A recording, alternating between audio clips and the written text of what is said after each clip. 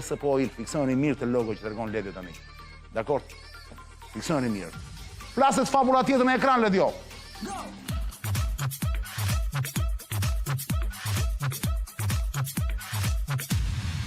Filloj me Real Caprin, kësa rade. Real Capri ka 2 ditë në fakt që media në Shqipëri. Media në Shqipëri, kur them media fus të gjitha unë këtu, fus të gjitha në një fest, vazhdon shplarin në një lloj shplarje truri e niveleve të papara.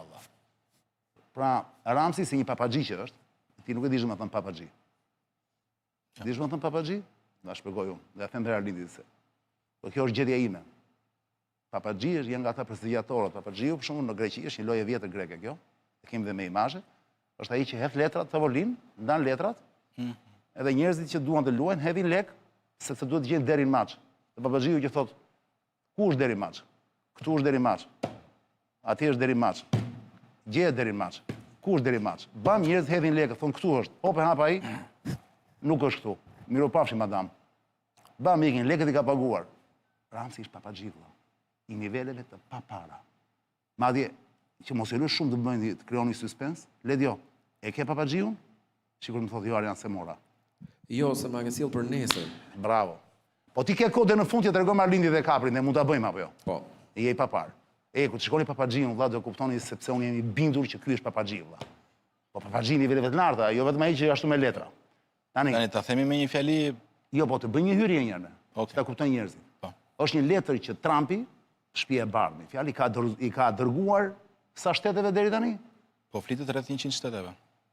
Mund të jenë dhe më shumë. Mund të jenë më shumë. Por disa e kanë bërë publike, disa jo. Ramsi fiks në ditën që kjo letër shkoi dhe te Lukashenko, që është presidenti i Bielorusisë, miku i afërt i Putinit, aleati i Putinit. Ramsi dori tha, falënderi tha me gërma të mëdha, madje e kemi atë me gërma të mëdha të Ramsit, jo. Shën si ka. Dori me gërma të mëdha në Instagram dhe në Facebook, po jo në X, në ish Twitter, nuk e bëri në X. Edhe kjo është detaj shumë interesant, pra nuk ju flet atyre, zakonisht gjërat që ai janë të rëndësishme ndërkombëtarisht jetë në X, kësaj radhe nuk i hodhi në X fare. U flet njerëzve këtu ai. Bravo, ju flet njerëzve këtu. Se në X po ta hedhë dhe qeshin, e kupton? Patjetër. Tani ç'është kjo histori vlla, sepse ishte përgatitur opinioni, madje sot data 20, parathësisht e mbani mend? Jo, po e vazhdon për ditë ai këtë gjë. E do ta mbaj gjatë, po. Se këtë punë ka. Tani, me një fjali. Nuk ka dhe faj, ë? E di pse? Arian, të lutem. Tani. Janë dhe ca debil që punojnë në media, vlla. Që u bë viral një lajm para sa ditë. Sepse po bëjnë atë që po kërkon Rama, pra. Madje ata shkojnë deri aty sa thonë që Rama ka korruptuar familjen e Trumpit përmes Sazanit. Tani të lutem. Dëgjoj, një debile, jam të mbaroj, një debile femër gazetare që s'po përmend emrin se s'duhet i bëj reklam. Dakor? Me mbiemrin Sheu, se si e ka Anduella Sheu, ku diun se ç'a është njëra. Kishte thënë diku vlla, turp i madh, që Ramsi, thoshte, Edi Rama, do niset në datë 20 me avokat në Amerikë. Me avokat, do të thonë, ka probleme me Amerikën, pra sot është data 20, duhet ishte atje Ramsi. Kjo gjë u bë virale në rrjet, vlla, dhe njerëz të shkret që nuk e kuptojnë, nuk e dallojnë dot budalliqet nga lajme serioze, kjo përhap u bë aq virale para një javë kjo mëpet, një javë gjysmë. Dhe shiko tani, Ramsi i detyruar, them unë, nga kjo lloj atmosfere, nga kjo lloj ambienti, çfarë bën? Hedh këtë për të thënë ja shikoni unë jam rregull. Tani ç'a është kjo histori më?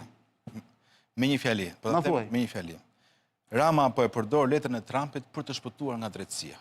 Se këtë problem ka Rama sot. Ka probleme me drejtësinë. Dhe u flet njerëzve këtu dhe sidomos të vetëve që pavarësisht se çfarë po ndodh me drejtësinë, pavarësisht se po arrestojnë çdo që ai ka afër, që nga Veliaj, Balluku, Beqaj, Ahmeta etj.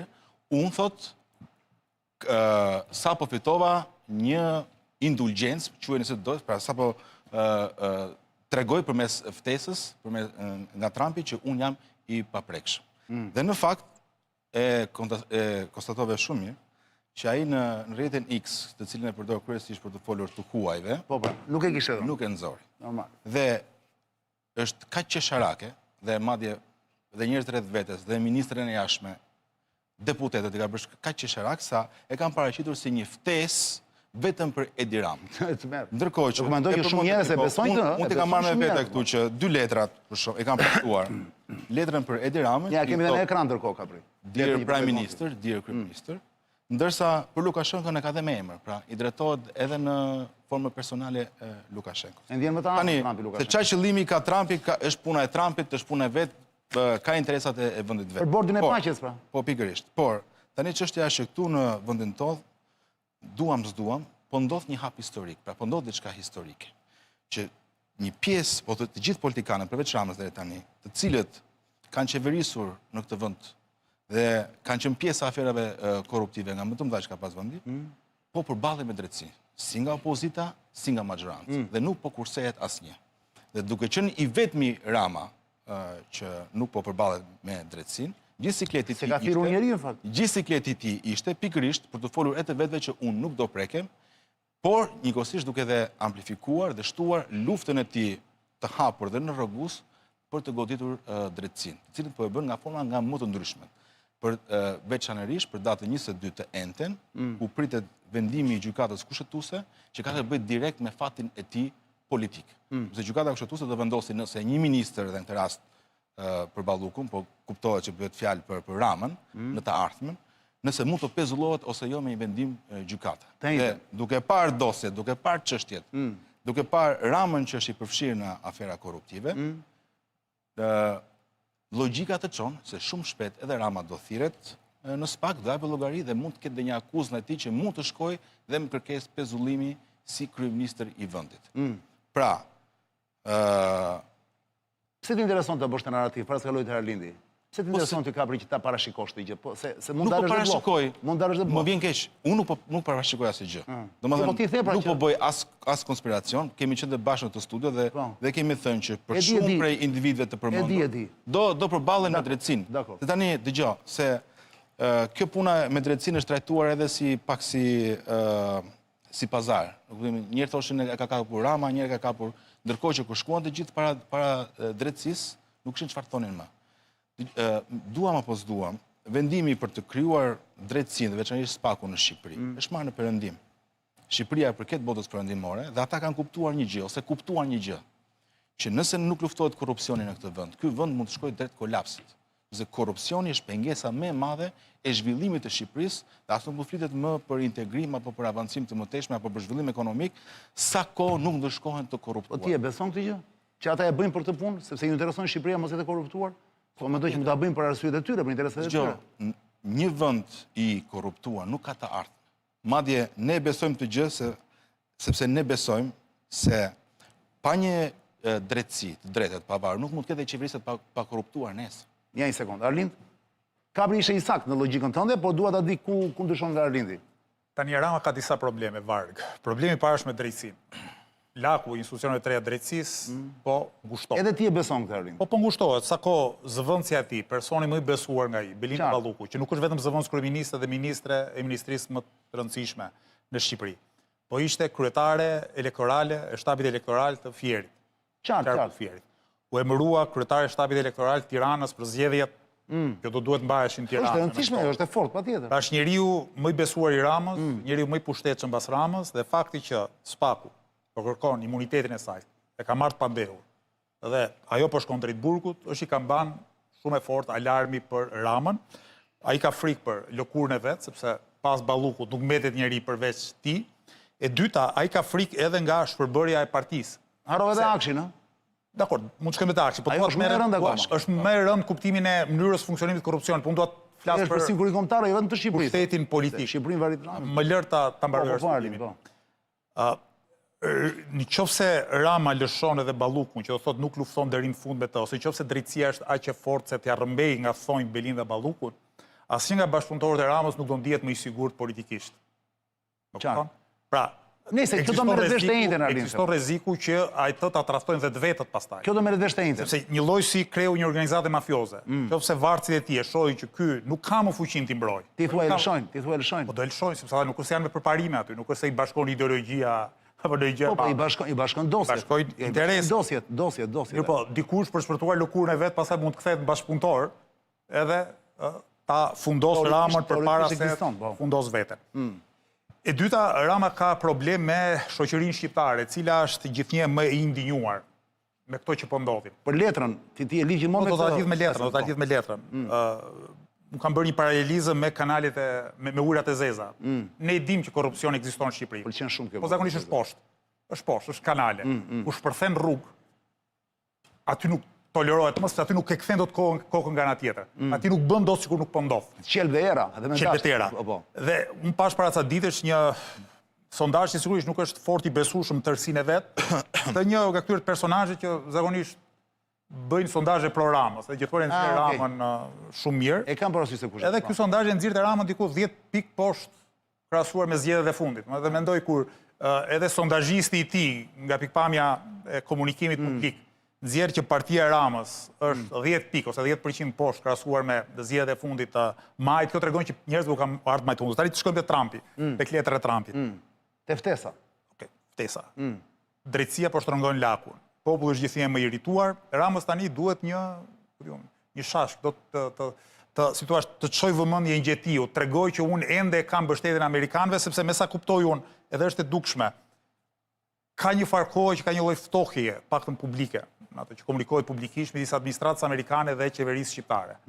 Kjo vjetre, në kuptimin e nivelit shumë të ulët të takimeve, të deklaratave, gjithçka e tjetër. Për shembull, Arlind, më falni ndërpres, ambasada amerikane në Argjentinë dhe ndoshta në disa vende të tjera e ka bërë publike ftesën që Trumpi ka dërguar vendeve respektive. Në Shqipëri ambasada amerikane se ka hedhur akoma në faqen e saj.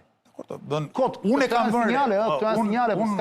Përpiqem të kuptoj atë çfarë duket publikisht, sepse nuk kam asnjë informacion çfarë ndodh mbas kujtave. Si e shikon ti? Dhe duket që ka, do të thonë, po të krahasojmë këtu marrëdhëniet e Ramës me Shtetet e Bashkuara të Amerikës, se di, 2 vjet më parë apo 3 vjet më parë, duket që ka një lloj ftohje në se ka ndryshuar administrata, po. Ka ndryshuar administrata, nuk e di çfarë tjetër përveç ndryshimit të. Ka ndryshuar administrata si pasojë, ka ndryshuar dhe Spaku. Çfarë i vjen në ndihmë Ramës? Jo, Spaku ka bërë njëjtë. Çfarë i vjen në ndihmë Ramës në kuptimin e kontekstit social në Shqipëri? I vjen ajo që zakonisht quhet legitimiteti nga jashtë. Ata që kanë pas pushtetin deri sot në Shqipëri. Legitimiteti, do thotë pranueshmërinë. Nuk e nga bazuar dhe aq te politikat e tyre, te mbështetja autentike apo origjinale, organike e popullit, po tek komplimentet, fotografit apo mesazhet që i vijnë nga jashtë. Herë nga Bashkimi Evropian, herë nga Shtetet e Bashkuara të Amerikës. Dhe kjo është krijuar çik si mendësi në Shqipëri. Domethënë, ka pjesë shoqërisë shqiptare që ende janë të ndikueshme nga mesazhe të tilla dhe ky është konteksti që Rama e nxjerr letrën e Trumpit. Tani, ajo që mua më bëri përshtypje, krahasuar me reagimet e politikanëve të tjerë, shtetarëve të tjerë në përballë. Sepse ajo që propozon Trumpi është ca thonë që është e rrezikshme, ca thonë që është e paparashikueshme, kuptimin e këtij bordit paqe, ca thonë që do të zëvendësojë OKB-n. Dhe të gjithë janë të matur, thonë pritet ç'po ndodh. Marrin vesh në gjë më shumë. Makroni refuzoi, domethënë unë pash vetëm Ramën, entuziast edhe Orbanin. Tani Orbanin e kuptoj sepse është një farë kuptimi aleatit Trumpi nga pamja ideologjike. Ai përkasin të dy të djathtë së skajshme. Edhe Melonin duket se e pranoi, ëh? Jo, po në kuptimin e entuziazmit, do që thuash që qartë. Do bëjmë namin kështu. Të tjerët kanë qenë të kujdesshëm. Tani nëse Orbanin e shtyn përkatësia ideologjike, Ramën çfarë e shtyn? Se s'mund të thuash që ka të njëjtën ideologji me Trumpit. Do të kapi shefin e radhës më për ta këtë. Prandaj po them pra, ka halle të tjera pra. Papagjimon korrupsionit, ka halle të humbjes së pushtetit politike, gjithçka e tjetër. Po ky është konteksti që po luan, por kurse s'po luan. Si papagji që është po luan, Arlind apo jo? Detyra gjithkujt tjetër pastaj është ta informoj opinionin publik. Nëse kjo letër u ka shkuar pothuajse të gjithë kryetarëve të shtetit. Prandaj po e themi. Atëherë kjo nuk ka rëndësi specifike për Shqipërinë. Tani, po t'ishte ftesë që çoi vetëm Ramës, ti po thua, e po hajde. E veçoj. Prandaj e bëm të emision sot. Por si puna një, e ke parasysh që në fiskulturë marrin gjithë 10? Po. Fëmijët marrin gjithë 10. E shkosh mburresh që mora unë 10, më thuaj matematikën këtu, çfarë ke parë, aty ku notat kanë hierarki. Fiks. Ose si ftesat e dasmës. Ose si ftesat e dasmës. Çfarë perle. Arlind ishte shumë sa kjo e kalamajve, po është vërtet. Se mburren ata te prindit. Mora 10 fiskulturë. Ku morën? Mori do njëri 9, jo. Po tjerë çfarë morën? Pas Arlindit Erald. Po. Të lutem. Pavarësisht nga të gjitha këto, pavarësisht se edhe ne këtu nga kjo studio e vogël e MCN-s, e tham në një mënyrë anën tjetër të medaljes. Po. Por realisht, po të bëjmë pak, të ngrihemi pak më lart, dhe të shohim të kemi një kështu overview që thonë ju English Force-it. Po. Overview që të kemi një pamje të përgjithshme. Nga ky mashtrim i Ramsit, nga ky papaxhi, nga kjo lojë me Derin Maç që bën Ramsi, e kupton? Që e shetë si një afërsi me Trumpin, që ja shikon Amerikanët ju thoni deri tani A i më që këto. Ne e thamë që në fakt, kjo është quar të gjithë, dakord. Por, qa jemi ne përballë propagandës fuqishme që a i ka, që hedh pa fund para, përveç kamikazëve në media që e shumë fishojnë, ne jemi shumë pak, që do thot, pyetja ime është, por sa më shkurt përgjigja. A harrin ai gjithsesi një shplarje truri të konsiderueshme për të përgjigjur fabulës titullit që kam në ekran. Pra, është një shplarje truri, njerëz në shtëpi, nuk është e thënë që duhet patjetër të dëgjojnë në këtë moment se shtot Arlindi dhe Eraldi, dhe Çani. Njerëz në shtëpi kanë dëgjuar, e ke parasysh kur thonë shumë, po pra, edhe bravo, dhe në momentin që ata dëgjojnë këtë, çdo kritik që i bëhet kësaj nuk ka vlerë. Është si ajo që Jezusi vlen, kritikët e Jezusit nuk kanë ndonjë vlerë të madhe. Ke parasysh kur thonë për shembull, se ata janë kritikët e Jezusit, Jezusi është. Unë nuk e mohoj që vazhdon shplarja e trurit gjithë kjo përpjekje bëhet pikërisht për të bërë shpërlarjen e trurit, për të folur të vetëve që unë jam këtu, që edhe një ditë përpara e mblidhe në Pallatin Mbretëror gjithë deputetët për të bravo, po kujdes, jo vetëm të vetëve. Mesazhi e jep dhe spakut ai. Ja jep dhe gjykatës kushtetuese. Pikërisht pra, se tu ata merren edhe ata qytetarë janë, merren me letrën e Trumpit, me ftesën e Trumpit. Pikërisht. Thonë një sekondë, çfarë po ndodh valla? Bie telefoni, një sekondë, bie telefoni. Marrin ca zyra ata, ore çka ka ndodhur? Ka ndryshuar gjë çfarë po ndodh? Vazhdojmë ne apo mos vazhdojmë? Çfarë po ndodh? Të spakut, apo gjykata kushtetuese. Po nani ato. Ambasadat nuk dim gjë akoma, prit sekondë, sepse është kaos. E bëra këtë për të thënë që shiko se ka një kaos tani. Domethënë, sigurisht që ai është në situatë të dëshpëruar. Në situatë të dëshpëruar sepse po kupton. Atë e dim ne, ish papaxhi. Efekti që krijon po them. Po kupton që ka një rrezik nga drejtësia dhe gjithë betejë po e bën për të dhënë këtë mesazh, të cilët un kam një paprekshmëri, po themi nga administrata ose nga Trumpi ose ka rëndësi, në mënyrë që të shpëtoj politikisht. Por nëse shikojmë gjërat më ftohtë që nga fillimi, që kur u krijua SPAK-u dhe reforma në drejtësi, janë edhe disa teza, apo jo. Një që e ka bërë Rama për të goditur opozitën, pastaj kur vajtën te Rama ndryshuan komplet, po ky nuk mund të goditet. Por që ai e bëri me Sorosin, ju kot të mohoni vëlla se kjo dihet. Që ai e bëri me Sorosin për ta përdorur për interesin e vet, kjo dihet. Ndrojmë te faktet tani. Njerëz të Sorosit kanë bërë reformën vëlla, draftin e parë. Kjo është publike. Au godit Veliaj, që konsiderohej njeriu i Sorosit. Au godit Balluku pa shumë. Më fal. Kur u godit? Ajo akse të Kur u godit Veliaj? Kur? Se është shumë e fishme koha. Para një viti afërsisht. Më fal. Ishte ndryshuar administrata? Po. Prit, më dëgjoj çik mua. Që Rama pretendonte që administrata ishte lëshuar SPAK-un fare. Tani të lutem. Po një sekond më. Interesat amerikane nuk ndryshojnë. Po merr ftesën dhe drejtësia e një vendi vogël si Shqipëria ku ndryshon administrata pra. Nuk ndryshojnë interesat afatgjate të Shtetit Bashkuar të Amerikës nga ndryshimi i një administrate. Tani gjithë qëllimi. Po pse u arrestuan fal? Pse u arrestua Veliaj fiks në momentin që ndryshua administrata? A do shikojmë çik për te apo? Jo, më përgjigj këtu. Pse Veliaj u arrestua fiks në momentin që ndryshua administrata? Po ishin bërë 2 vite e tim. Dhe pasi në zyrë hyri një personazh që tani s'është më nuk e di pse ka ai Trumpi, që quhej pyetja, hetimet kur ishin bërë Arjan? Hetimet ishin më përpara? Hetimet ishin bërë më përpara? Në qoftë se ky do ishte i paprekshëm, pse ishin bërë hetimet më përpara? Tani fakti është ai është në burg ti akoma abstrakton. Hetimet janë bërë pra. Hetimet janë bërë. Dëgjoj. Më fal, hetimet janë bërë, po zot thotë do mbylleshin atë kohë. Mund të vazhdoni po mos është administrata. Po të ishin miq të këtij. Au godit. Në Amerikë. Pak që u godit. Po pra unë them u godit në momentin që ndryshoi diçka, që ndryshoi kursin në Washington. Tani pse mohon këto Erald, tani më fal. Jo. Po çfarë është drejtësia? Drejtësia nuk është zgjatimi i politikës. Më fal, drejtësia nuk është zgjatimi i politikës me mjete represive. Ka kryer punë Veliaj, po çfarë i kthen? Ka kryer punë edhe Balluku. Dhe unë po ta them për jam dakord. Çështja është çfarë ndodhi me Ramën. Dhe Rama pikërisht po tenton të ndalojë atë që është e pashmangshme për të dhënë llogari para drejtësisë. A ka arritur të shplaj trurin e shumë njerëzve në Shqipëri? Po mund ta pranoj edhe momentalisht që ka bërë një propagandë të madhe për të krijuar një lloj kakofoni. Ka futur në dilemë gjykatën kushtetuese që ka punë pas nesër, edhe SPAK-un. Kjo është edhe pjesa që po bëjmë edhe çdo ditë. Ne çfarë besojmë ne? Ne si forcë politike besojmë që ky proces me drejtësinë, përndërshkimin e të korrupturave duhet të vazhdojë. Ndaj dhe ne kemi bërë një thirrje që ditën e enjte në mëngjes, në orën 9:30 në mëngjes. Do shkoni atje të gjova gonin. Do bëjmë një protestë aty. Edhe për të thënë edhe gjyqtarëve të kushtetuesës që të mos intimidohen, të mos bien prej shantazhit. Funksionon. Se vendimi që do marrin ata është një vendim historik. Është një vendim që do ndajë Shqipërinë e korruptuar me Shqipërinë që ndëshkon të korruptuarit. Është shumë e rëndësishme ky si moment. Sa përqend diskursi jot kaq optimist i papare. Arlind, po fal, më kanë dalë çfarë kam thënë këtu. Jo se dua të bëj orakullin, por 2-3 gjëra me mua ke fituar ti. Edhe pse un kam bërë sikur kam qenë kundër teje, kam qenë pro teje, po. Mirë, kam bërë për syrin e keq. Tjetër. Arlind, ti si mendon, shplarja e trurit ka funksionuar? Edhe në këto mëdje po flasim ne? Unë nuk mendoj që funksionon më. Jo? Sa më Kur them shplarjen e trurit, të se shkuar, ka e populli është i gjumë. ai që quhet manufakturimi i pëlqimit apo i konsensusit, Flasë e aktorët, unë Arlind. ose manipulimi i opinionit publik, po të mpyesje 10-15 vite më parë, 20 vite më parë, do të thoshe po, ka një ndikim. Mirë po, në ditë e sotme, jo edhe aq. Dikur ndodhte kjo që ti ndihesh e keq si popull. Gjykata e Tesmaku. Jam lërë ta mbaroj. Ti ndihesh e keq si popull, edhe dilte një përfaqësues ndërkombëtar e thoshte dukesh mirë. Dhe unë ndihem keq, jam i varfër, pa punë. Ai thoshte dukesh mirë se Shqipëria po avanzon. E bëri Blinkeni pra, e quhet pushteti. Ka qenë një skeç i këtyre vëllezërve Marx, kanë qenë sa humoristë amerikanë të para 100 viteve. Edhe një nga këta personazhet e kap gruaja me një tjetër, edhe ky ngulte këmbë. Gruaja thoshte të pash me sytë e mi, ky thoshte po ti kujt i beson?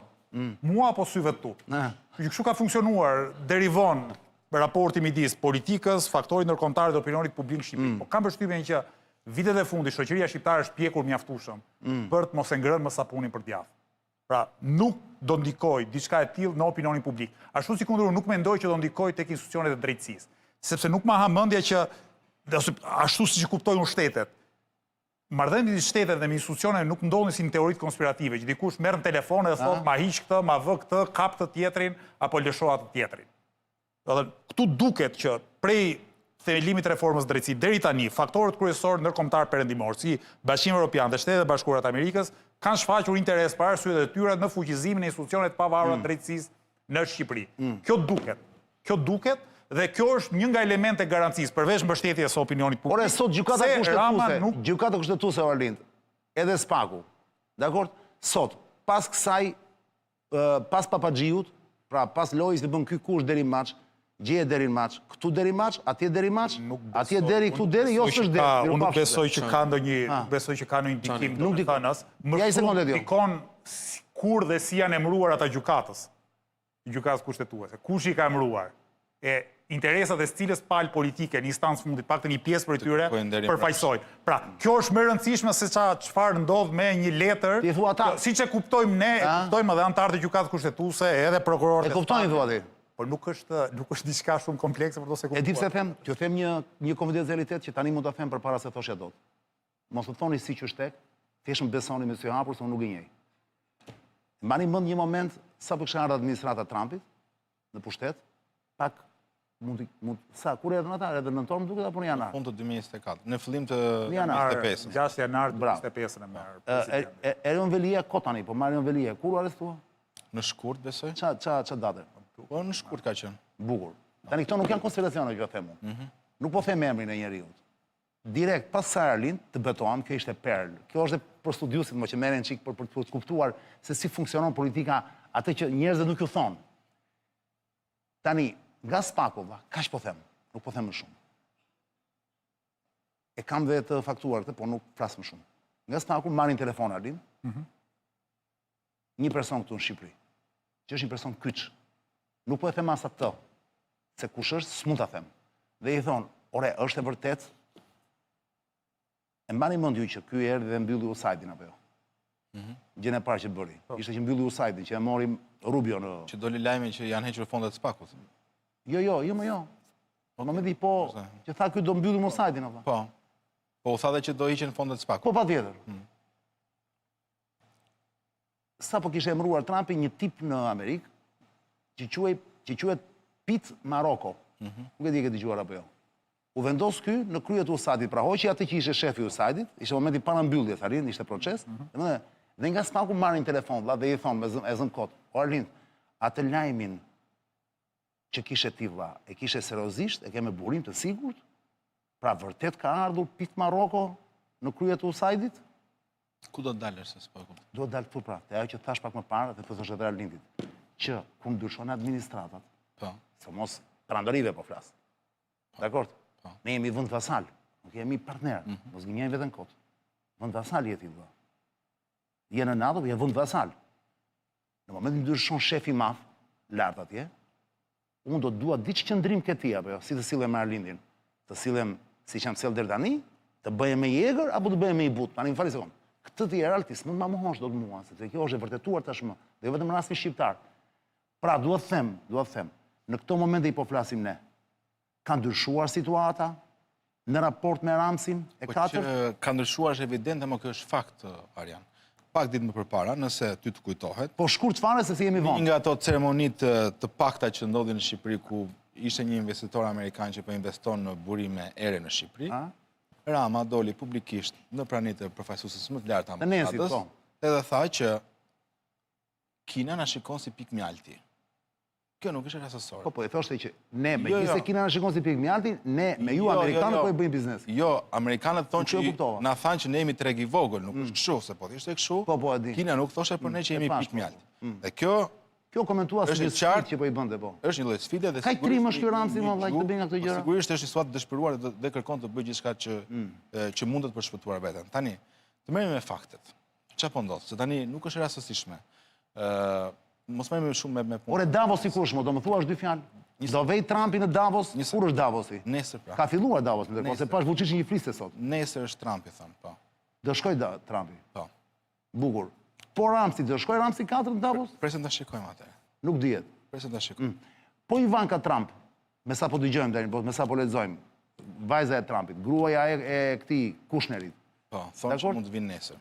Thonë që mund të vinë nesër në Vlorë. Po, nuk dim gjë. Po të gjitha këto janë lololo, po nuk po themi gjë, po nuk janë konfirmuar akoma, po po them çfarë lexojmë lart e poshtë.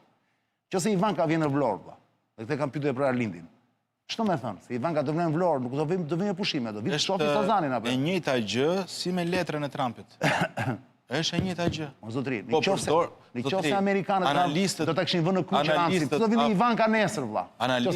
Analistët e Ramës që dalin për ditë në media thonë hapur që Rama është i lidhur fort me administratën Trump sepse i ka dhënë dhe ishullin familjes së Trump. Po pse vjen Ivanka nëse vjen nesër? Ka gjë si përdor edhe punën e letrës. Tani, nëse kjo do ishte e tillë, pra që ky e paska bler, ka hedhur para ose edhe mund të ketë tentuar ta ketë bërë, nuk e dim çfarë. Me vendim qeveria. Se dim çfarë bëmë. Atëre unë do të di pse Rama ka nisur gjithë betejë të mëdha kundër drejtësisë me kërcënime të jashtëzakonshme. Pse Trumpi nuk nisi betejë me drejtësinë në Amerikë? Po nëse do e kishte mirë, pra e ka siguruar këtë imunitet, e ka bler indulgjencën nga Trumpi, pse Rama shantazhon edhe gjykatën kushtetuese, e bëri dhe sot, duke u kujtuar pagat. Pse Rama thot, unë do miratoj një kohë të ri penal, ku të heq nenet që i përdor spaku. Ose nuk ka kontroll të plot, pra. Për të pas kontrollin e plot, po e bën. Pse Rama kërcënon që unë do ndryshoj kushtetutën ta bëj me 101 deputet. Për të marrë kontroll të plot. E ka kontroll të pjesë. Pikërisht. Dhe po e përgatit situatën që për ndryshuar parlamentin me siguri me bashkëpunim dhe edhe me PD-n, në mënyrë që të ndryshoj gjithë arkitekturën për të krijuar dhe në një senat ose për të bërë dhe në një president. Ky pra Arbasti, e arrin se arrin. Për t'i dhënë imunitet vetes krijuar të mos bëhet. Atëherë në qoftë se do ishte kjo që thua ti. Jo, nuk është kjo, unë e vova si hipotezë. Po pra, unë nuk e besoj pra. Se në qoftë do ishte kjo, Rama do ishte i qetë. Në qoftë se ja bëhet te Arlindi. Qesharakun që një ftesë mes 100 vendeve ta nxirrte dhe duke që është siklet. Nuk do e kishte nxjerr. Ktu jemi dakord. Arlind, në qoftë se Ivanka nesër, merrem nga ato detajet e vogla. Unë e di që për ty ndoshta nuk kanë shumë rëndësi këto, po gjithsesi ka rëndësi për lojën e madhe. Për të thënë lojën e madhe nisim nga ato të voglat. Qoftë se Ivanka nesër vjen në Vlorë, siç është hapur llafi, mund të jetë thashë theme. Dhe Ramsi pa pritur shfaqet në ekran nëpër media me Ivankën. Ç'është për ty ky sinjal, Arlind Qori nga Lëvizja Bashk? Të lutem ma thuaj. Është sinjal kot pa asnjë vlerë apo do të thotë diçka? Meqense edhe për profesione kam ta studioj politikën, jo ta bëj politikën. Po shumë mirë. Do t'japi përgjigje që është çik më komplekse se kaq. Po sa më thjesht. Për kufizuar SHBA-n, me një fjali. Jo sa më thjesht. E kam të huazuar diku si shprehje. SHBA-ja është një perandori pa perandor. Pra është perandori si shtet. Shumë i fuqishëm. Ka hegemoni shumë kumb. Por nuk ka një perandor, pra nuk ka një njeri që ti pastaj po bleve atë, po ndikove atë, po i dherru shfet, po i fale ishullin, po bëre nga këto Janë disa Amerika do thosh ti. Amerika ka institucione rreth pa. Janë disa Amerika, po. Nuk mund të jetë hegemon një shtet që ka ta ndiset vullnetin e një personi, qoftë ky dhe presidenti. Tani sigurisht që Trumpi ka një marrëdhënie me publikun, kështu eksuberante që flet, thot, duke sigur do përmbyset bota nesër, gjithçka do ndroj 180% politikën e jashtme të brendshme, mirë, aty ka dhe institucione. Ka institucione të drejtësisë të pavarura, ka institucione që kanë, si thua, një lloj autonomie të fortë brenda ekzekutivit edhe legjislativit amerikan. Është imunizuar. Pra në këtë sens, Edi Rama mund të gënjej mendja se SBA-ja që perandori me perandor dhe të bëjnë nga këto matrapazllëqet e periferisë që shkoj tani t'jap një ishull të bijës së presidentit që të rregulloj punët. Tani kjo përveç se na fyen ne si popull, si shtete, që ai do të tjetërsoj një farë kuptimi tërësinë territoriale të Republikës së Shqipërisë, kjo tregon edhe mos kuptim të thellë të marrëdhënieve ndërkombëtare. Mbaj atje stop. Të marrëdhënieve ndërkombëtare.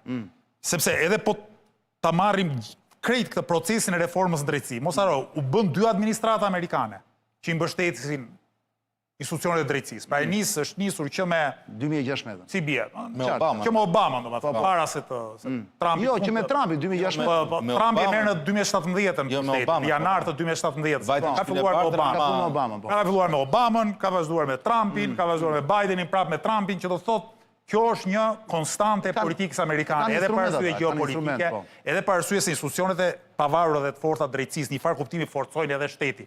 Pra nëse do të kesh marrëdhënie me një shtet, ai shtet nuk mund të jetë i paqëndrueshëm, do të jetë produkt i vullnetit të një tekanjozi që mund të bëjë çdo gjë nga mëngjesi deri në darkë. Pra në këtë sens ne duhet shohim institucionet, marrëdhëniet midis institucioneve dhe interesat afatgjata të shteteve. Përndryshe përfundojmë një telenovel, çai tha ky këtij asaj dhe nuk marrin vesh gjë.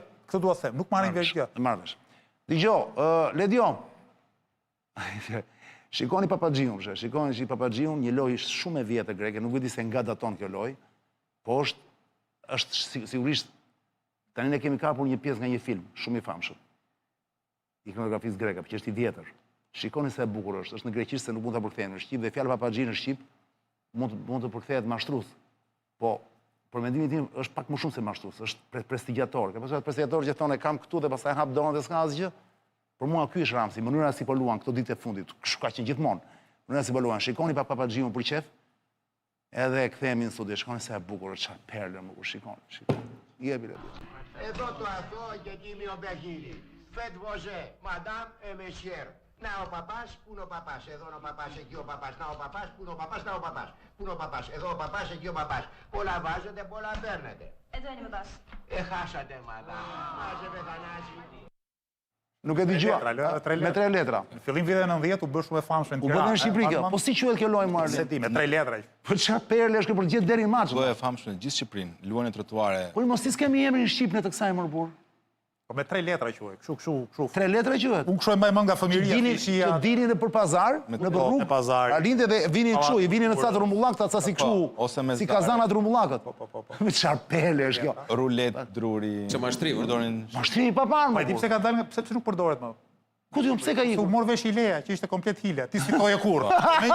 Kuptohet Hileja, nuk shkon më njëri nga pas. Edhe Ramos, më që i kuptohet Hileja, nuk i vlen më kjo. Po e funksionon akoma. Për momentin i po flasim. Nuk besoj, nuk është kjo arsye. Është super Papaxhi është ai. Po, bigjozgjit e vjetër mund na çojnë atë Do presim. titulli.